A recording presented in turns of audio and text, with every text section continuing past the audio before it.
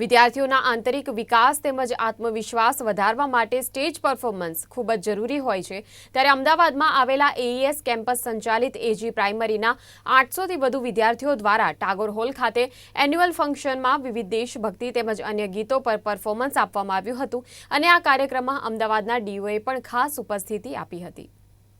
અમદાવાદમાં વિવિધ શાળામાં એન્યુઅલ ફંક્શન કરવામાં આવતું હોય છે ત્યારે અમદાવાદમાં આવેલ અમદાવાદ એજ્યુકેશન સોસાયટી સંચાલિત એજી પ્રાઇમરી શાળાના વિદ્યાર્થીઓ દ્વારા આજે ટાગોર હોલ ખાતે સ્ટેજ પરફોર્મન્સ કરવામાં આવ્યું હતું। મહાભારત ગીતના શ્લોક ઉપરાંત દેશભક્તિના ગીત ઉપર બાળકોએ પોતાનું પરફોર્મન્સ કર્યું હતું। આપણા માટે બહુ જ સરસ છે, બધા છોકરાઓ માટે સારું કહેવાય, આપણે ગીતા બોલવું જોઈએ। તો હું એક શ્લોક બોલીને એનો મતલબ બોલીશ।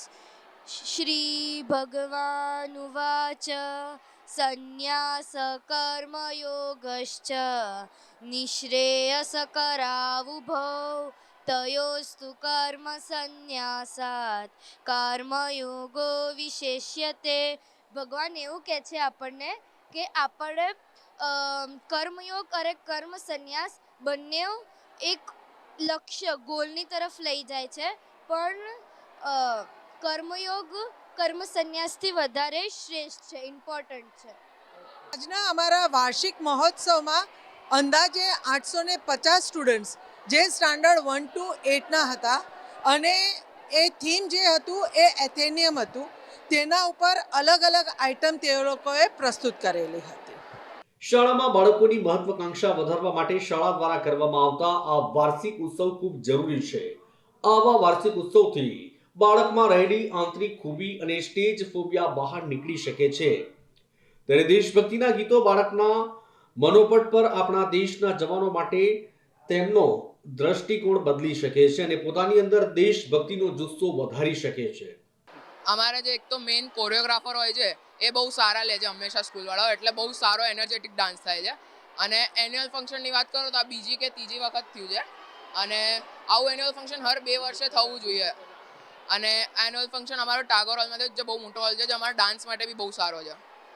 એઈએસ એજી સ્કૂલ દ્વારા ઇંગ્લિશ મીડિયમ વિભાગ દ્વારા જે આજે બચ્ચાઓના સર્વાંગી વિકાસ માટે કલ્ચરલ પ્રોગ્રામ રાખવામાં આવેલો હતો, એન્યુઅલ ફંક્શન, જેમાં ખાસ કરીને વિદ્યાર્થીઓમાં શૈક્ષણિક કાર્યની સાથે સાથે એમનામાં ભારતીય સંસ્કૃતિનું જતન કરવાની જવાબદારી બને અને તેની અસ્મિતાને સમજી શકે તે માટે મહાભારત છે, શ્રીમદ ભગવદ્ ગીતા છે, તેનો પણ અહીંયા પ્રોગ્રામમાં ખૂબ મહત્ત્વનો એપિસોડ રજૂ કરવામાં આવ્યો હતો। બાળકોએ ખૂબ ઉત્સાહ સાથે ભાગ લીધો।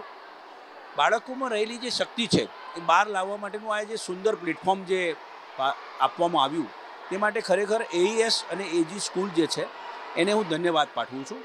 હું ટીચર્સ, પ્રિન્સિપાલ અને ખાસ કરીને ભાગ લેનાર જે વિદ્યાર્થીઓ છે અને તેમના પેરેન્ટ્સ એમને પણ હું ધન્યવાદ પાઠવું છું, કારણ કે બાળકોને આવી રીતે ભાગ લેવડાવીશું તો જ એમનામાં રહેલી જે શક્તિઓ છે એને આપણે ઓળખી શકીશું અને અન્ય ક્ષેત્રમાં પણ બાળક રસ લઈને જવા માગતું હોય તો જઈ શકે છે।